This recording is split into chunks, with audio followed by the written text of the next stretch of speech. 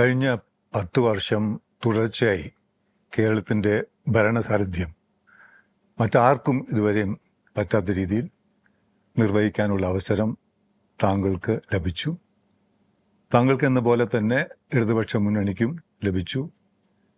ഇടതുപക്ഷ മൂല്യങ്ങൾ, നിലപാടുകൾ ഉയർത്തിപ്പിടിച്ച് തന്നെ കേരളത്തിന് ആവശ്യമുള്ള ഒട്ടേറെ കാര്യങ്ങൾ നിർവഹിക്കാനുള്ള ദൗത്യത്തോടു കൂടിയാണ് താങ്കൾ ഈ ഭരണം ഏറ്റെടുത്തത്. അത് കുറേയേറെ വളരെ വിജയകരമായി ഈ 10 വർഷത്തെ വേണമെങ്കിൽ നമുക്ക് ഒരു നേട്ടങ്ങളുടെ വർഷങ്ങളെന്ന് വിശേഷിപ്പിക്കാം. തിരിഞ്ഞു നോക്കുമ്പോൾ ആദ്യത്തെ 5 വർഷം എടുത്ത പദ്ധതികളെല്ലാം ഏകദേശം പൂർത്തീകരിച്ചു. അതിനുശേഷം കഴിഞ്ഞ 5 വർഷത്തെ കേരളത്തിൻ്റെ ഭരണ പെർഫോമൻസിനെ പറ്റി താങ്കൾ തിരിഞ്ഞു നോക്കുമ്പോൾ എങ്ങനെ വിലയിരുത്തും? മൊത്തമായി പറഞ്ഞാൽ ഈ 10 വർഷക്കാലത്തെ അനുഭവം അങ്ങേയറ്റം ആവേശകരമായി ഒന്നാണ്. ഒരു മുന്നണി LDF എപ്പോഴും നാടിനോട് പ്രതിബദ്ധതയുള്ളൊരു മുന്നണിയാണ് എന്ന് എല്ലാവർക്കും അറിയാം. കേരളം ഒട്ടേറെ പ്രത്യേകതകൾ നേടിയ ഒരു സംസ്ഥാനമാണ്.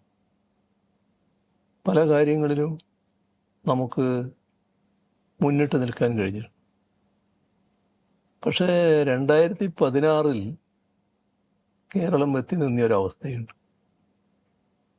എല്ലാ ഭാഗത്തും നിരാശയായിരുന്നു. സർവമേഖലയും തകർന്നു കിടക്കുകയാണ്. ഇതിൻ്റെ ഏറ്റവും വലിയ ദുരന്തം ഇനി ഈ നാട് മുന്നോട്ട് പോകില്ല എന്ന ഉറച്ച വിശ്വാസത്തിൽ ഭൂരിഭാഗം ആളും എത്തി എന്നുള്ളതാണ്. ഇങ്ങനെ വന്നപ്പോൾ ആ തെരഞ്ഞെടുപ്പിൽ LDF ജനങ്ങളുടെ മുന്നിൽ വെച്ചു ഇതിന് ഓരോന്നിനും പരിഹാരം കാണുക. അതിൽ സന്തോഷകരമായ ഒട്ടേറെ അനുഭവങ്ങളുണ്ട്. അന്നത്തെ കാലം നമ്മുടെ കേരളം വലിയ വിദ്യാഭ്യാസ സമ്പന്നരും നല്ല സംസ്കാര സമ്പന്നരും ഒക്കെ ആളുകളാണ്. പക്ഷെ മാലിന്യ കാര്യങ്ങളിൽ വളരെ പുറകോട്ടായിരുന്നു. അതിലെങ്ങനെ മാറ്റം വരുത്താം എന്നതിനെക്കുറിച്ച് ആലോചിച്ചു. ആ ആലോചനയുടെ ഭാഗമായിട്ടാണ് ഹരിത കേരള മിഷൻ എന്നൊരു മിഷൻ പ്രവർത്തനം ആരംഭിച്ചത്. ഒരുപാട് മാറ്റങ്ങൾ വന്നു. ഇപ്പം തിരിഞ്ഞു നോക്കിയാൽ നല്ല പുരോഗതി ആ കാര്യത്തിലുണ്ടായി.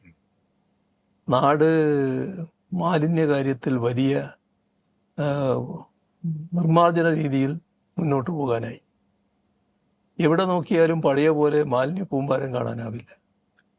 പിന്നെ മറ്റേ സംസ്കാരത്തിനും ഈ വലിച്ചെറിയൽ സംസ്കാരത്തിനും വലിയ മാറ്റം. ഇൻഫ്രാസ്ട്രക്ചർ ഡെവലപ്മെന്റ് ആയിരുന്നു ഈ 10 വർഷത്തെ ഒരു മുഖമുദ്ര എന്ന് പറയാവുന്നത് കേരള സർക്കാരിൻ്റെ.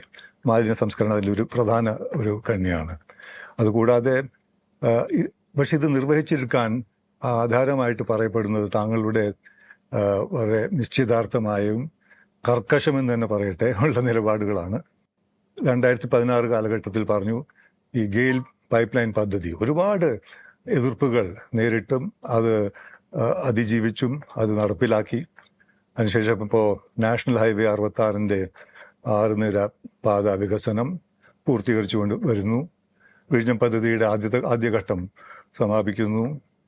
മാലിന്യ സംസ്കരണം, സ്കൂളുകൾക്കും ആശുപത്രികൾക്കും കെട്ടിടങ്ങൾ, മുതൽ മുടക്ക് സാമ്പത്തിക നിലയിൽ നേട്ടങ്ങൾ ഉണ്ടാക്കുന്നു. പാലങ്ങൾ ഒരുപാട് എടുത്തു പറയാം. കേരളത്തിൻ്റെ മുഖഛായ തന്നെ മാറ്റി പുതുക്കുന്ന ഒരു രീതിയിലുള്ള പരിണാമം ഉണ്ടായെന്ന് പറയുന്നതിൽ, പക്ഷെ ഇതൊക്കെ നടക്കുന്നത് താങ്കൾക്കെതിരായുള്ള ഒരുപാട് ആരോപണങ്ങളും ബേസ്ലെസ് ആലിഗേഷൻസും ഒരുപാട് ആക്രമണങ്ങളും സോഷ്യൽ മാധ്യമങ്ങളിലും മറ്റു മാധ്യമങ്ങളും മുഖാന്തരം നടന്നുകൊണ്ടിരിക്കുമ്പോഴാണ് നടക്കുന്നത്. തിരിഞ്ഞു നോക്കുമ്പോൾ ഒരു സംഘർഷകരമായ ഒരു 10 വർഷം കൂടിയാണിത്. ആ ഭാഗത്ത് എങ്ങനെ കാണുന്നതാണ്? അതിൽ വലിയ പ്രശ്നമില്ല. ഈ സംഘർഷം ഉണ്ടാകുന്നു എന്നുള്ളത് കൊണ്ട് നമ്മുടെ ചുമതലയിൽ നമ്മൾ ഒഴിഞ്ഞു പോകാൻ പാടില്ല. എവിടെയാ തകരാറ് വരുന്നതെന്ന് പറഞ്ഞാൽ, നിങ്ങളൊരു കാര്യം നടപ്പാക്കുന്നു. ആ നടപ്പാക്കുന്നതിൽ ഏതെങ്കിലും തരത്തിലുള്ള ഒരു അഴിമതിയുടെ ഭാഗവാക്കായി നമ്മൾ മാറിയാൽ അതിനെതിരെ വിമർശനം വരുമ്പോൾ പെട്ടെന്ന് നിർത്താൻ തോന്നും. അവിടെയാണ് പല പദ്ധതികളും നിൽക്കുന്ന അവസ്ഥ വന്നിട്ടുള്ളത്. പക്ഷേ ഞങ്ങളെ സംബന്ധിച്ചിടത്തോളം ആ പ്രശ്നമേ ഇല്ല. അങ്ങനെയൊരു ഏതെങ്കിലും തരത്തിലൊരു കുറ്റബോധം ഉം. ഞങ്ങൾക്കുണ്ടാകേണ്ടതില്ല. അപ്പോൾ നാടിനു വേണ്ടിയുള്ള പദ്ധതി, ആ പദ്ധതി നടപ്പാക്കുമ്പോൾ അതിനെതിരെ എതിർപ്പ് വരുന്നു. ആ എതിർപ്പ് അംഗീകരിച്ചു കൊടുക്കലാണോ ഗവൺമെൻറ്റിൻ്റെ ചുമതല? അവിടെയാണ് ഒരു ഗവൺമെൻറ് എന്താണ് ചെയ്യേണ്ടത് എന്ന പ്രശ്നം വരുന്നത്. പദ്ധതി നടപ്പാക്കലാണോ ഗവൺമെൻറ്റിൻ്റെ ബാധ്യത, അല്ല പദ്ധതിയെ എതിർക്കുന്നവരുടെ കൂടെ നിൽക്കലാണോ ഗവൺമെൻറ്റിൻ്റെ ബാധ്യത? ഇവിടെ പദ്ധതി നടപ്പാക്കുന്ന ബാധ്യതയും ചുമതലയാണ് LDF സർക്കാർ ഏറ്റെടുത്തത്. 5640 കോടി രൂപ സംസ്ഥാനം നാഷണൽ ഹൈവേ അതോറിറ്റിക്ക് കൊടുക്കും. ഗഡ്കരി തന്നെ സമ്മതിക്കുകയാണ്, അതിനു മുമ്പും അതിനുശേഷവും ആരും ഇത് ചെയ്തിട്ടില്ല. ഇത് UDF കാണിച്ച കെടുകാര്യസ്ഥ കൊണ്ട് നമുക്ക് അടക്കേണ്ടി വന്ന പിഴയാണ് യഥാർത്ഥത്തിൽ. പണി തുടങ്ങിയപ്പോഴും എതിർപ്പ് വന്നു. ഭൂമി ഏറ്റെടുക്കൽ നടപടി ആരംഭിച്ചപ്പോൾ എതിർപ്പ് വന്നു. പക്ഷേ എതിർക്കുന്നവരുടെ കൂടെ നിൽക്കലല്ലല്ലോ നമ്മുടെ ബാധ്യത. അത് നമുക്ക് നാട്ടുകാരോട് പറഞ്ഞു, അവർക്ക് ബോധ്യമായി, അത് അംഗീകരിച്ചു വന്നു. ഗെയിൽ പൈപ്പ് ലൈനിൻ്റെതും ഇതുപോലെ തന്നെയാണ്. ഗെയിൽ പൈപ്പ് ലൈൻ നമ്മുടെ സംസ്ഥാനത്തോടൊപ്പം ആ പദ്ധതി പ്രഖ്യാപിക്കപ്പെട്ട മറ്റു സംസ്ഥാനങ്ങളുണ്ടായിരുന്നു. അവരൊക്കെ നടപ്പാക്കി ഗ്യാസ് പൈപ്പിലൂടെ പ്രവഹിക്കൽ തുടങ്ങി. ഞാൻ 2016 മുഖ്യമന്ത്രി സ്ഥാനം എടുത്തതിന് ശേഷം പ്രധാനമന്ത്രിയെ കാണാൻ പോവുകയാണ്. അദ്ദേഹത്തിൻ്റെ ചോദ്യം ഇതിനെക്കുറിച്ചായിരുന്നു, എന്താണ് നിങ്ങളുടെ നാട്ടിൽ മാത്രം ഇത് നടക്കാത്തത്? എനിക്ക് ഉത്തരം പറയാനില്ല. ഞാൻ പറഞ്ഞു, അത് അടുത്ത തവണ കാണുമ്പോൾ പറയാമെന്നത്. നമുക്ക് നടപ്പാക്കാനായി. ഇപ്പോൾ ഗ്യാസ് സുഖമായിട്ട് പൈപ്പിലൂടെ പ്രവഹിക്കുകയാണ്. ഇതേപോലെ തന്നെ ഒരു പ്രത്യേകതയുള്ളതെന്നാണ് എടമൺ കൊച്ചി പവർ ഹൈവേ. അത് പവർ ഗ്രിഡ് കോർപ്പറേഷനാണ് നടപ്പാക്കുന്നത്. കേരളത്തിൽ ഒരിടം വരെ അത് എത്തി. അവിടെ കുറച്ച് പ്രധാനികളുണ്ട്, അവർ തടഞ്ഞു. ഗവൺമെൻറ് അതിന് വഴങ്ങി കൊടുത്തു. പിന്നെ മുമ്പോട്ട് പോയില്ല. അവരും പവർ ഗ്രിഡ് കോർപ്പറേഷനും പലവട്ടം ഗവൺമെൻറ്റിനെ സമീപിച്ചു. ഓഫീസ് മൂട്ടി സ്ഥലം വിട്ടവർ. ഞങ്ങൾ വന്നതിന് ശേഷം അവരെ തിരിച്ചു വിളിച്ചു, പണി തുടങ്ങാൻ പറഞ്ഞു. പണി തുടങ്ങാൻ പറഞ്ഞപ്പോൾ ഇവർ കുറച്ച് പ്രമാണിമാരാണ്, ഈ തടഞ്ഞവർ. അവർ വീണ്ടും തടഞ്ഞു. അപ്പോൾ അവരോട് പറഞ്ഞു, ഇത് നാടിന് വേണ്ടിയാണ്, നിങ്ങൾ തടയരുത് എന്നൊക്കെ നല്ല വാക്ക് പറഞ്ഞു. പക്ഷെ അവർക്ക് അത് അംഗീകരിക്കാൻ കഴിയില്ല. കാരണം അവർ ശക്തി കാണിച്ചതാണല്ലോ, ശക്തിയുടെ ഭാഗമായിട്ട് തടഞ്ഞതാണല്ലോ, അത് ഫലം നേടിയവരാണല്ലോ അവർ. അപ്പോൾ പിന്നെ ഗവൺമെൻറ് എന്താണെന്ന് അവർക്ക് മനസ്സിലായി. സുഖമായിട്ട് ആ ലൈൻ പൂർത്തിയായി. ഇപ്പോൾ വൈദ്യുതി അതിലൂടെ പ്രവഹിച്ചുകൊണ്ടിരിക്കുക.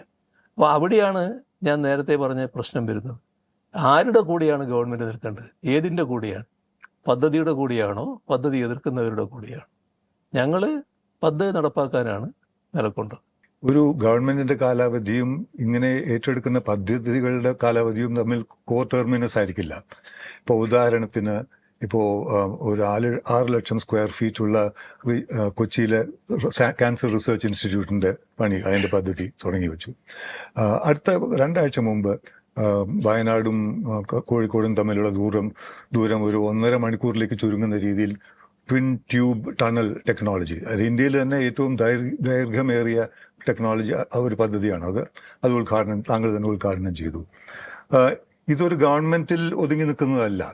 എന്നാലും ഇതിന് ആവേശം കൊണ്ടും ഇത് മുന്നോട്ട് കൊണ്ടുപോകുന്നതിൻ്റെ നോക്കവും നേരത്തെ പറഞ്ഞ പോലെ പദ്ധതികൾ വാഗ്ദാനങ്ങൾ ചെയ്യുക, പിന്നെ അതിലേക്ക് ഒരു നടപടി ഇല്ലാതെ പോവുക. താങ്കളുടെ ഇതിന്റെ ഒരു നോട്ടം എന്താണ്, പെർസ്പെക്റ്റീവ് എന്താണ്? അങ്ങേക്കറിയാലോ കേരളത്തെ കുറിച്ച്.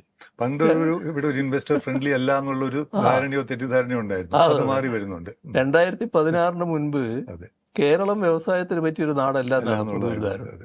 ഇന്ത്യ ഗവൺമെന്റ് റാങ്കിങ്ങിലൊക്കെ നമ്മൾ വളരെ പുറകിലാണ്. ആരും ഇതിനെയൊരു നിക്ഷേപ സൗഹൃദ സംസ്ഥാനമാക്കി മാറ്റാൻ അങ്ങനെ ഗൗരവമായി ശ്രമിച്ചിട്ടില്ല. വ്യവസായങ്ങൾ കൊണ്ടുവരാൻ ശ്രമിച്ചിട്ടുണ്ട്.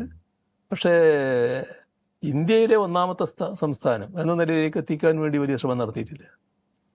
നമ്മൾ അങ്ങനെ തള്ളിക്കളിയാൻ പാടില്ലല്ലോ. ഒരു നാടിൻ്റെ കാര്യം ആലോചിക്കാനാണല്ലോ ഗവൺമെൻറ്. അപ്പോൾ എങ്ങനെ നാടിനെ നിക്ഷേപ സൗഹൃദ സംസ്ഥാനമാക്കാൻ പറ്റും? 2016 ഞങ്ങൾ അധികാരത്തിൽ വന്നപ്പോൾ ആ കാര്യം ആലോചിച്ചു. അപ്പോൾ അതിൻ്റെ ഭാഗമായി അതുമായി ബന്ധപ്പെട്ടവരുടെ എല്ലാം യോഗം ചേർന്നു. വ്യവസായികളുടെ, ഉദ്യോഗസ്ഥരുടെ എല്ലാം യോഗം ചേർന്നു. അപ്പോൾ അതിൽ ഒരുപാട് നിർദ്ദേശങ്ങൾ വന്നു. എന്തുകൊണ്ടാണ് ഇത് നിക്ഷേപ സൗഹൃദ സംസ്ഥാനമാകാത്തത്, എന്താണ് തടസ്സങ്ങൾ? അതിൽ ഗവൺമെൻറ് ചെയ്യേണ്ട കുറേ കാര്യങ്ങളുണ്ടായിരുന്നു. അതിലൊന്ന് നിയമങ്ങൾ പുതുക്കി പണിയേണ്ടതുണ്ട്. അങ്ങനെ 7 നിയമങ്ങൾ മാറ്റുന്ന കാര്യമുണ്ടായി, പുതുതായിട്ടെടുത്തു. അതേപോലെ തന്നെ ചട്ടങ്ങൾ ഭേദഗതി ചെയ്യേണ്ടതായിരുന്നു. 10 പ്രധാനപ്പെട്ട ചട്ടങ്ങൾ ഭേദഗതി ചെയ്തു. പിന്നെ ഒരു മാനസിക നിലയുടെ പ്രശ്നമുണ്ടായിരുന്നു, ഒരു നമ്മുടെ മൈൻഡ് സെറ്റ് എന്ന് പറയുന്നത്, അങ്ങനെ ഒരു പ്രശ്നമുണ്ടായിരുന്നു. അത് വ്യവസായത്തിന് വളരെ അനുകൂലമായിരുന്നില്ല. അതുമായി ബന്ധപ്പെട്ട എല്ലാവരുടെയും യോഗങ്ങൾ ചേർന്നു. അതിൻ്റെ ഭാഗമായുള്ള മാറ്റം വന്നു. വ്യവസായം എന്ന് പറയുന്നത് വ്യവസായ വകുപ്പ് മാത്രം നടപ്പാക്കേണ്ട ഒരു കാര്യമല്ല. വ്യത്യസ്തങ്ങളായ വകുപ്പുകൾക്ക് അതിൽ പങ്കുണ്ട്. അവരെല്ലാം ഇതിന് അനുകൂലമായ നിലപാടെടുത്താലേ ഈ പറഞ്ഞ നിക്ഷേപ സൗഹൃദ സംസ്ഥാനമാവും. അവരെല്ലാം ബന്ധപ്പെട്ടു. അതോടൊപ്പം തന്നെ നമ്മുടെ നാട്ടിൽ നിലനിന്നിരുന്ന ചില തെറ്റായ ശീലങ്ങളും സമ്പ്രദായങ്ങളും ഉണ്ടായിരുന്നു. അത് മാറേണ്ടതുണ്ടായിരുന്നു. അതിന് ട്രേഡ് യൂണിയനുകളുടെ യോഗം വിളിച്ചു.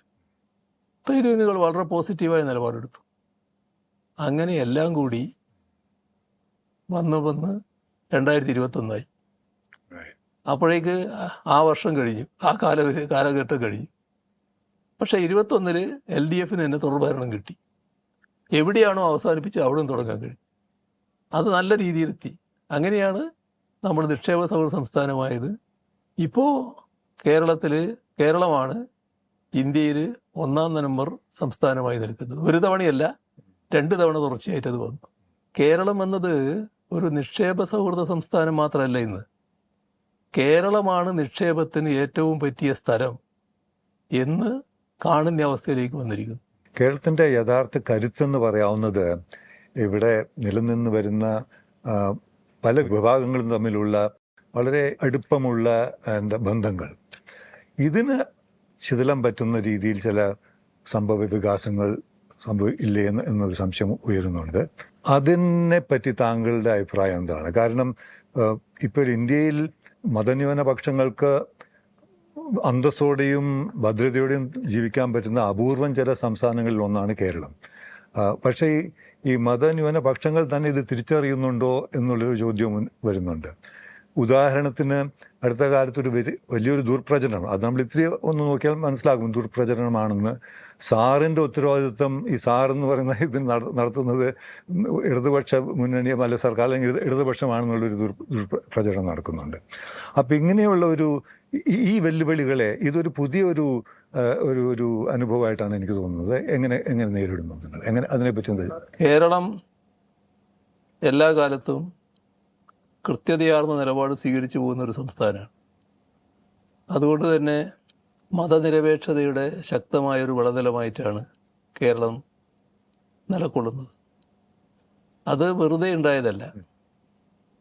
കേരളത്തിലെ ഇടതുപക്ഷ സ്വാധീനമാണ് അതിനിടയാക്കിയിട്ടുള്ളത്. വർഗീയ ശക്തികൾക്കെതിരെ ഉറച്ച നിലപാടാണ് എല്ലാ കാലത്തും ഇടതുപക്ഷം സ്വീകരിച്ചിട്ടുള്ളത്.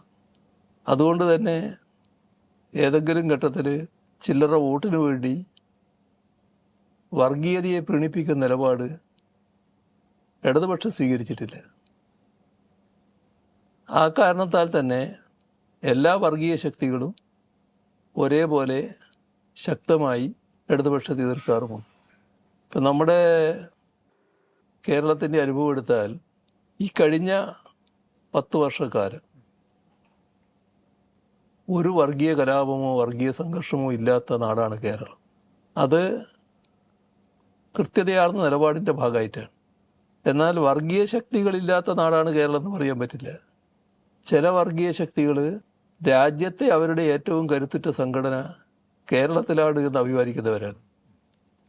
പക്ഷെ അവർക്ക് തലവെക്കാനാവുന്നില്ല. അതിന് കാരണം വർഗീയ പ്രശ്നങ്ങൾ വന്നാൽ ഏതെങ്കിലും ഒന്നിൻ്റെ ഭാഗത്ത് നിൽക്കാൻ തയ്യാറല്ല. വർഗീയതയ്ക്കെതിരെ കടുത്ത നിലപാടാണ്, ശക്തമായ നിലപാട്. അപ്പോൾ അതുകൊണ്ട് തലപൊക്കാനാവുന്നില്ല. ഇപ്പം നമ്മുടെ കേരളത്തിൽ ഇവിടെ വരുന്ന ഏതൊരാൾക്കും, ഇവിടെ ജീവിക്കുന്ന ഏതൊരാൾക്കും അവരുടെ ആഗ്രഹമനുസരിച്ച് ജീവിക്കുക. ഏത് വസ്ത്രം ധരിക്കണം, ഏത് ഭക്ഷണം കഴിക്കണം, ഏത് ആരാധനാലയത്തിൽ പോകണം, അതൊക്കെ അവർ തീരുമാനിക്കേണ്ട കാര്യമാണ്. ആരും അതിനെ ചോദ്യം ചെയ്യില്ല, ഒരു തടസ്സവും ഉണ്ടാവില്ല. രാജ്യത്തിൻ്റെ പൊതുസ്ഥിതി അതെല്ലാം നമുക്കറിയാം. ഇപ്പോൾ ഒരുപാട് ആശങ്കകൾ ഉയർന്നു വന്ന ഘട്ടം നമ്മുടെ രാജ്യത്താകെ, ന്യൂനപക്ഷങ്ങൾക്ക് വലിയ ആശങ്ക ഉയർന്ന ഘട്ടം, അതിലൊന്നായിരുന്നു നമ്മുടെ ഈ സിറ്റിസൺഷിപ്പിൻ്റെ കാര്യം. അപ്പോൾ പിന്നെ പൗരത്വ നിയമ ഭേദഗതി. ആ പൗരത്വ നിയമ ഭേദഗതിയിൽ ഏറ്റവും വലിയ അപകടകരമായ അവസ്ഥയുണ്ടായത് പൗരത്വത്തിൻ്റെ മാനദണ്ഡമായിട്ട് മതത്തെ കണക്കാക്കുന്ന നിലവന്നു. അതിനെ തുടക്കം മുതൽ വിട്ടുവീഴ്ചയില്ലാതെ എതിർത്തത് കേരളമാണ്, കേരള ഗവൺമെൻറ്റാണ്. നിയമപോരാട്ടവും നടത്തി അതിനെതിരായിട്ട്.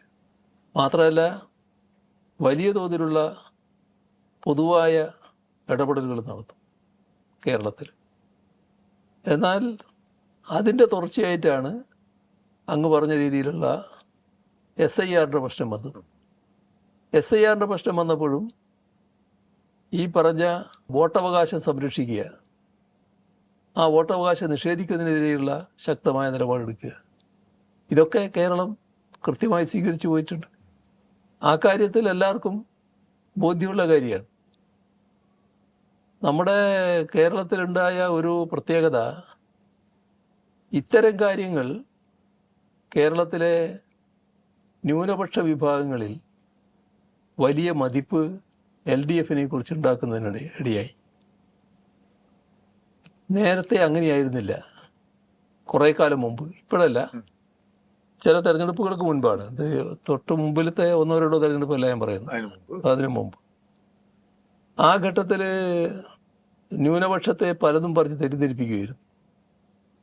ആ തെറ്റിദ്ധരിപ്പിച്ചതിൻ്റെ ഭാഗമായി ഇടതുപക്ഷത്തെ പ്രധാനമായിട്ടും അകറ്റി നിർത്തുന്ന സമീപനം നല്ലൊരു ഭാഗം സ്വീകരിച്ചിരുന്നു.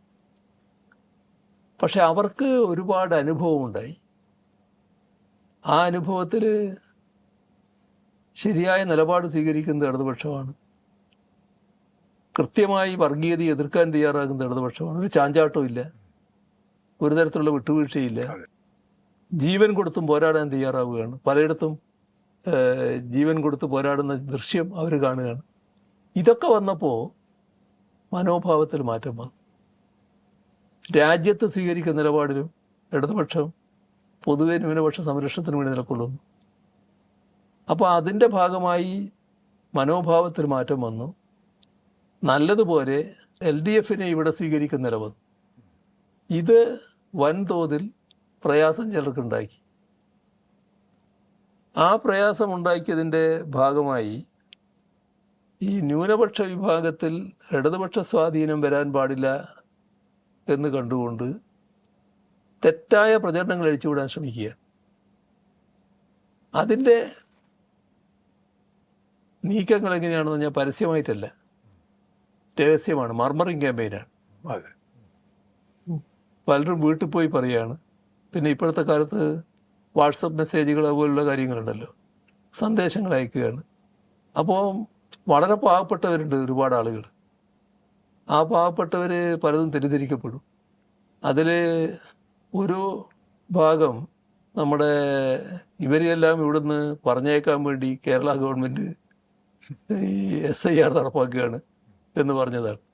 ഇതൊരിടത്ത് പറഞ്ഞതല്ല, പലയിടത്തായി പ്രചരിപ്പിച്ചിട്ടുണ്ട്, പല സ്ഥലത്തായി പ്രചരിപ്പിച്ചിട്ടുണ്ട്. ഓർക്കസ്ട്രേറ്റഡ് ആയിട്ടുള്ള ഒരു ക്യാമ്പയിൻ. അതെ അതെ, അത് തയ്യാറാക്കി അതിൻ്റെ ഭാഗമായിട്ട് ആളെ വിട്ടതാണ്, ബോധപൂർവം ചെയ്ത് കാണത്. അങ്ങനെ പറഞ്ഞപ്പോൾ അത് വിശ്വസിച്ച കുറേ ആളുകളുണ്ട്. പിന്നെ LDF പ്രവർത്തകർ ചെന്ന് പറയുമ്പോഴാണ്, പിന്നെ ചെന്നപ്പോൾ ചിലർ തുറന്ന് പറയുമല്ലോ, അപ്പോഴാണ് ഇങ്ങനെയൊരു പ്രചരണം ഉണ്ട് എന്ന് തന്നെ മനസ്സിലാക്കുന്നത്. പിന്നെ ചിലർ തുറന്ന് പറയുന്ന നിലയുണ്ടായി. ഒരു മഞ്ചേരിയിലൊരു സംഭവം ഉണ്ടായി, അതിൻ്റെ ഭാഗമായിട്ടൊക്കെ കാര്യങ്ങൾ പുറത്തു വന്നു. അങ്ങനെയെല്ലാം പുറത്തു വന്ന നില വന്നു. അപ്പോൾ എത്രമാത്രം തെറ്റായ രീതിയിലാണ് കാര്യങ്ങൾ അവതരിപ്പിക്കുന്നതാണ് കാണേണ്ടത്. ഇടതുപക്ഷത്തിനെതിരെ ഒരു വിരോധം സൃഷ്ടിക്കുക എന്നുള്ളതിൻ്റെ ഭാഗമായിട്ടാണ് അത്തരം പ്രചരണങ്ങൾ നടന്നത്. പക്ഷെ അതൊന്നും അങ്ങനെ യേശുന്ന കാര്യമല്ല. കാരണം വീടുകളിൽ ആളുകൾ അറിയുന്ന നില വരുന്നതോടെ ഇതെല്ലാം മാറും. വസ്തുതകൾ അവരുടെ അടുത്ത് എത്തണമെന്ന് മാത്രമേ ഉള്ളൂ. ഇപ്പം ഞങ്ങൾ ഇപ്പോൾ തെരഞ്ഞെടുപ്പ് പ്രചരണത്തിൻ്റെ കാര്യത്തിലൊക്കെ LDF പ്രവർത്തകരോട് പറയുന്നത് വീടുകളിൽ കാര്യങ്ങൾ എത്തിക്കണം, വസ്തുതകൾ എത്തിക്കണം. യഥാർത്ഥ വസ്തുതകൾ അറിഞ്ഞാൽ എന്തെങ്കിലും തെറ്റിദ്ധരിക്കപ്പെട്ടിട്ടുണ്ടെങ്കിൽ അത് മാറ്റുന്നതിന് ഇടയാകും. ആ ശ്രമം എല്ലാവരും നടത്തണമെന്നാണ് പറഞ്ഞിട്ടുള്ളത്. അതിൻ്റെ ഭാഗമായിട്ട് നല്ല മാറ്റം വരുമെന്ന് തന്നെയാണ് തോന്നുന്നത്. ഇതാണ് അതിൻ്റെ കാര്യങ്ങൾ. മറ്റതിൻ്റെ ഈ കേരളത്തെ ഒരു വിജ്ഞാനാധിഷ്ഠിത സമ്പദ്വ്യവസ്ഥയാക്കി മാറ്റണം. നോളജ് ഇക്കോണമി, നോളജ് സൊസൈറ്റി, ആ ആശയം എങ്ങനെയാണ് രൂപം കൊണ്ടത്? അതെങ്ങനെ മുന്നോട്ട് പോകും? അത് പുതിയ തലമുറയ്ക്ക് വലിയ ഒരു ആകർഷമുള്ളൊരു പദ്ധതിയായിരിക്കും. ഇപ്പോൾ കേരളത്തിൽ വിദ്യയുടെ കാര്യത്തിൽ നല്ല താല്പര്യം നവോത്ഥാന കാലം മുതൽക്കേ തുടങ്ങിയതാണല്ലോ. നവോത്ഥാന നായകർ തന്നെ നല്ല ശ്രമമാണല്ലോ അതിനുവേണ്ടി നടത്തിയത്. പിന്നെ ഇനി വിദ്യാലയങ്ങളാണ് വേണ്ടത് എന്ന് ശ്രീനാരായണ ഗുരു തന്നെ പറയുന്ന നിലയുണ്ടായല്ലോ. പിന്നെ പഠിത്തം നിഷേധിച്ച പഞ്ചമിയെയും കൂട്ടി അയ്യങ്കാളി ഊരൂട്ടമ്പലം സ്കൂളിൽ പോയപ്പോൾ ഉണ്ടായ പ്രശ്നങ്ങൾ അറിയാലോ. അങ്ങനെയൊക്കെയുള്ള കാര്യങ്ങൾ ഇവിടെ നവോത്ഥാന കാലത്ത് നടന്നു കാണല്ലോ. വിദ്യാഭ്യാസത്തിന് വലിയ പ്രാധാന്യം കൊടുക്കുന്ന നിലയാണ് പൊതുവെ ഉണ്ടായത്. അതിനുശേഷം 1956 സംസ്ഥാനം രൂപം കൊള്ളുന്നത്. 57 EMSൻ്റെ ഗവൺമെൻറ്, ആദ്യത്തെ ഗവൺമെൻറ് കേരളത്തിൽ രൂപം കൊണ്ടപ്പോൾ അതിലൊരു ഭാഗം കേരളത്തിലെ വിദ്യാഭ്യാസ രംഗത്തിൻ്റെ പ്രാധാന്യം തിരിച്ചറിഞ്ഞുള്ളതായിരുന്നു. സാർവത്രിക സ്കൂളുകൾ വരികയായിരുന്നു, നടന്നെത്താവുന്ന ദൂരത്ത് സ്കൂളുകൾ വരുന്നു. പിന്നെ സ്കൂൾ വിദ്യാഭ്യാസം സൗജന്യമാക്കുന്നു. അങ്ങനെയെല്ലാമുള്ള നടപടികൾ നല്ല രീതിയിൽ ഏത് പാവപ്പെട്ട കുടുംബത്തിലെ കുട്ടിക്കും പഠിച്ചുയരാൻ കഴിയുന്ന സാഹചര്യം ഉണ്ടായി. അതിൻ്റെ തുടർച്ചയായിട്ടാണ് ഇപ്പം ഞങ്ങൾ യാദൃശ്ചികമായിട്ട് പറയട്ടെ, ഡിഗ്രി കോഴ്സ് അത് സൗജന്യമാക്കി ഇപ്പോൾ കേരളത്തിലെ LDF ഗവൺമെൻറ് ഈ കഴിഞ്ഞ ബജറ്റിൽ. അപ്പോൾ കേരളത്തിൽ പൊതുവെ നമ്മൾ സ്വീകരിക്കുന്ന ഒരു നില അതാണ്. അങ്ങനെ വരുമ്പോൾ നമ്മുടെ രാജ്യത്തെ പൊതുവായ അന്തരീക്ഷത്തിൽ കേരളം വേറിട്ട് നിൽക്കുമ്പോൾ ഒരു വിജ്ഞാനാധിഷ്ഠിത സമൂഹമാക്കി മാറ്റാൻ, ഒരു നോളേജ് എക്കോണമിയിലേക്ക് പോകാൻ പറ്റുന്ന ഒരു നാടാണ് കേരളം എന്നതാണ് നാം കണ്ടത്. അതിൻ്റെ ഭാഗമായിട്ട് സെക്കൻഡറി തലം വരെ നല്ല തോതിൽ വികസിപ്പിച്ചു. കോളേജ് തലത്തിൽ നല്ല വികസനം ഇപ്പോൾ വന്നു. 6000 കോടി രൂപയാണ് കേരളത്തിലെ ഉന്നത വിദ്യാഭ്യാസ മേഖലയിൽ ചെലവഴിച്ചിട്ടുള്ളത്. നല്ല മാറ്റങ്ങൾ ഉന്നത വിദ്യാഭ്യാസ മേഖലയിൽ വരികയാണ്. അതിൻ്റെ ഭാഗമായി നല്ല അന്താരാഷ്ട്ര നിലവാരമുള്ള ഹോസ്റ്റലുകൾ തന്നെ വരുന്നുണ്ട്. വിദേശത്തു നിന്ന് കുട്ടികൾ വന്നാൽ താമസിക്കുന്നതിന് വേണ്ടി എല്ലാ സൗകര്യങ്ങളും, ലാബ്, ലൈബ്രറി എല്ലാം നല്ല രീതിയിൽ ഒരുക്കുകയാണ്. വിദ്യാഭ്യാസ സ്ഥാപനങ്ങളും അതിനനുസരിച്ച് നല്ല മാറ്റം നേടിക്കഴിഞ്ഞിട്ടുണ്ട്. ഇതിൻ്റെ എല്ലാം കൂട്ടത്തിലാണ് ആധുനികമായിട്ടുള്ള കാര്യങ്ങൾ വേണമെന്ന് കണക്കാക്കിയത്. അതിൻ്റെ ഭാഗമായി നമ്മളിപ്പോൾ India innovation centre for graphene, അത് രാജ്യത്തെ ആദ്യത്തത് കേരളത്തിലാണ്. അതോടൊപ്പം തന്നെ മൈക്രോബയോ അതും കേരളത്തിൽ നമ്മൾ സ്ഥാപിക്കുകയാണ്. ഇപ്പോൾ ന്യൂട്രാസ്യൂട്ടിക്കൽസ് ഇന്നത്തെ കാലത്ത് വളരെ പ്രധാനമാണല്ലോ.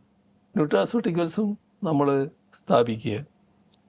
ഇതിനോടൊപ്പം തന്നെ neuro degeneration and brain health, ആ രംഗത്തേക്കും നമ്മൾ കടക്കുകയാണ്. പിന്നെ nano science and nano technology, അതിലേക്കും നമ്മൾ കടക്കുകയാണ്. Sustainability engineering and carbon neutrality, നല്ല രീതിയിൽ ഇത്തരം സ്ഥാപനങ്ങൾ നമ്മുടെ കേരളത്തിൽ വരുവാൻ പോവുകയാണ്. എമർജിങ് മെറ്റീരിയൽസ് ആൻഡ് ഇൻഫ്രാസ്ട്രക്ചർ, അതേപോലെ തന്നെ artificial intelligence and machine learning, robotics. ഇപ്പം ഇങ്ങനെ നോക്കിയാൽ 13 മികവിൻ്റെ കേന്ദ്രങ്ങൾ കേരളത്തിൽ വരാൻ പോവുകയാണ്. 10 സർവകലാശാലകളിൽ ഗവേഷണങ്ങളെ ഉൽപ്പന്നങ്ങളാക്കി മാറ്റാൻ സഹായിക്കുന്ന ട്രാൻസ്ലേഷണൽ റിസർച്ച് സെൻ്ററുകൾ 10 സർവകലാശാലകൾ അതും വരാൻ പോവുകയാണ്. അപ്പോൾ ഇതിൻ്റെ എല്ലാം ലക്ഷ്യം ഒന്ന് മാത്രമാണ്, നമ്മുടെ യുവതലമുറക്ക് മികച്ച വിദ്യാഭ്യാസം നൽകുക, നൈപുണ്യവും അതോടൊപ്പം നൽകുക, അങ്ങനെയുള്ള അവസരങ്ങൾ നല്ലതുപോലെ ഒരുക്കുക. അതിനാണ് നമ്മളിപ്പോൾ തയ്യാറാകുന്നത്. അപ്പോൾ വിജ്ഞാനാധിഷ്ഠിത തൊഴിലവസരങ്ങൾ വർദ്ധിപ്പിക്കാനാവണം. അതിന് ഗവേഷണത്തിൻ്റെയും വികസനത്തിൻ്റെയും പ്രധാന കേന്ദ്രങ്ങളാക്കി നമ്മുടെ കേരളത്തിലെ വിദ്യാഭ്യാസ സ്ഥാപനങ്ങളെ മാറ്റുക. അപ്പോൾ അങ്ങനെ കേരളത്തെ ഒരു വിജ്ഞാന സമ്പദ് വ്യവസ്ഥയിലേക്ക് നയിക്കാനാണ് ഉദ്ദേശിക്കുന്നത്. ഭരണ തുടർച്ച എന്നതിൻ്റെ പ്രസക്തി താങ്കളുടെ അഭിപ്രായത്തിൽ എന്താണ് ശരിക്കും? ഭരണ തുടർച്ചയുടെ ഭാഗമായിട്ട് കേരളത്തിന് ഉണ്ടാക്കാൻ കഴിഞ്ഞ മാറ്റങ്ങൾ ചിലതുണ്ട്. ഈ മാറ്റം വന്നത് ഈ 2021 തുടർഭരണം കൊണ്ടാണ്. അതെ, അതിന്റെ ഭാഗമായിട്ട് രാജ്യത്തെ യൂണിവേഴ്സിറ്റികള്, ആ യൂണിവേഴ്സിറ്റികളിൽ നമ്മുടെ യൂണിവേഴ്സിറ്റികള് പിന്നെ ആദ്യ ഘട്ടത്തിൽ പെട്ട് കഴിഞ്ഞിട്ടുണ്ട്. കോളേജുകൾ ആദ്യത്തെ 100 എണ്ണം എടുത്താൽ 18 എണ്ണം ഇപ്പം കേരളത്തിലാണ്. അങ്ങനെയൊക്കെയുള്ള മാറ്റങ്ങൾ നമ്മുടെ കേരളത്തിൽ വന്നിരിക്കുകയാണ്. ഇതോടൊപ്പം ഇപ്പോൾ വ്യവസായ രംഗത്തിൻ്റെ കാര്യം ഞാൻ പറഞ്ഞല്ലോ. എന്തിനധികം പറയുന്നു, നമ്മുടെ വിഴിഞ്ഞം തുറമുഖം ഇപ്പോൾ കേരളത്തിൻ്റെ ഒരു തുറമുഖമൊന്നുമല്ലല്ലോ പറയുന്നത്, രാജ്യത്തിൻ്റെ തുറമുഖമല്ല, ലോകത്തെ തന്നെ അപൂർവ തുറമുഖങ്ങളിലൊന്നല്ലേ അത്. 2021 LDFനെ ജനങ്ങൾ വീണ്ടും തിരഞ്ഞെടുക്കുന്നതിനിടയായത് ജനങ്ങളുടെ ബുദ്ധിയാണ്. അന്ന് LDF അധികാരത്തിൽ വരാതിരിക്കാൻ വേണ്ടി അഴിച്ചുവിട്ട പ്രചരണങ്ങൾ കയ്യും കണക്കും ഉണ്ടായിരുന്നില്ല. മാത്രമല്ല, നല്ല സഹായം കേന്ദ്ര ഏജൻസികളുടെ ഭാഗത്തു നിന്നും കിട്ടിയിരുന്നു ഇവിടെ LDFനെ വേട്ടയാടാൻ വേണ്ടി. ഇതെല്ലാം വന്നപ്പോൾ കേരളത്തിലെ ഒരുപറ്റം മാധ്യമങ്ങൾ അവർക്ക് നല്ല ശേഷിയുള്ളത് കൊണ്ട് വലിയ തോതിലുള്ള പ്രചരണമാണ് അഴിച്ചുവിട്ടത്. അങ്ങനെ LDF പൂർണ്ണമായി തകരാൻ പോകുന്നു എന്നുള്ള ചിത്രമായിരുന്നു. ഒരുപാട് കള്ളക്കഥകൾ കേട്ടിട്ടില്ലേ, ബിരിയാണി ചെമ്പറ്റിയൊക്കെ അങ്ങനെയുള്ള ഒരുപാട് കാര്യങ്ങളായിരുന്നു പ്രചരിപ്പിച്ചത്. പക്ഷെ ജനങ്ങൾ അവരുടെ അനുഭവത്തിന്റെ അടിസ്ഥാനത്തിലാണ് വോട്ട് രേഖപ്പെടുത്തുന്നത്. ഇതാണ് എൻ്റെ ഒരു ബോധ്യം. ഞങ്ങൾ എപ്പോഴും ജനങ്ങളുടെ കൂടിയാണ് നിന്നിട്ടുള്ളത്. ജനങ്ങൾക്ക് ഞങ്ങളെ അറിയാമെന്നുള്ളതാണ് ഞങ്ങളുടെ ബോധ്യം. അപ്പോൾ അത് വെച്ചാൽ നല്ല രീതിയിൽ തന്നെ ജനങ്ങളുടെ പ്രതികരണം ഉണ്ടാകുമെന്ന് തന്നെയാണ് പ്രതീക്ഷിക്കുന്നത്. ഇടതുപക്ഷം എന്തിന് വിജയിക്കണം? അത് നല്ലൊരു ചോദ്യമാണ്. അതിന് ഉത്തരം കേരളത്തിലെ ജനങ്ങൾ തന്നെ പറയേണ്ടതാണ്. ഇപ്പോൾ കേരളം നമ്മുടെ സംസ്ഥാനത്ത് നമ്മുടെ രാജ്യത്ത് അഴിമതി ഏറ്റവും കുറഞ്ഞൊരു നാടാണ്. അഴിമതി ഏറ്റവും കുറഞ്ഞത് എന്നതിൽ അംഗീകരിക്കുന്നവരല്ല ഞങ്ങൾ അഴിമതി പൂർണ്ണമായിട്ട് ഇല്ലാതാകണമെന്ന് ആഗ്രഹിക്കുന്നവരാണ്. പക്ഷേ അഴിമതി ഏറ്റവും കുറഞ്ഞ നാടായി മാറാൻ എന്താ കാരണം? ഒരു സംശയമില്ല, LDF അധികാരത്തിലുള്ളതാണ്. അതിൻ്റെ ഭാഗമായിട്ടാണ്. അതിന് LDFൻ്റെ സംസ്കാരമുണ്ട്. മറ്റേ സംസ്കാരം എല്ലാവർക്കും അറിയാവുന്നതുകൊണ്ട് ഞാനതിലേക്ക് കടക്കുന്നില്ല എന്ന് മാത്രം. ഞങ്ങളെ സംസ്കാരത്തിൻ്റെ ഭാഗമായിട്ടാണ് അഴിമതി ഏറ്റവും കുറച്ച് കൊണ്ടുവരാൻ കഴിഞ്ഞത്. ഇപ്പോൾ ഞാൻ നേരത്തെ പറഞ്ഞു 10 വർഷമായിട്ട് കേരളത്തിൽ വർഗീയ സംഘർഷങ്ങളില്ല, ക്രമസമാധാനം ഏറ്റവും ഭദ്രം. ഇതുപോലൊരു നാട് എവിടെയുണ്ട്? ഈ ഇച്ഛാശക്തിയിൽ ഒരു കുറവുമില്ല. പറഞ്ഞത് ചെയ്ത് കാണിച്ചു, ഇനിയും ചെയ്ത് കാണിക്കും എന്നുള്ള നിലപാടാണ്. തിരഞ്ഞെടുപ്പിൽ ഇതെങ്ങനെ വരുമെന്ന് നമുക്ക് കാണാം. മുഖ്യമന്ത്രി വളരെയേറെ നന്ദി. Thank U.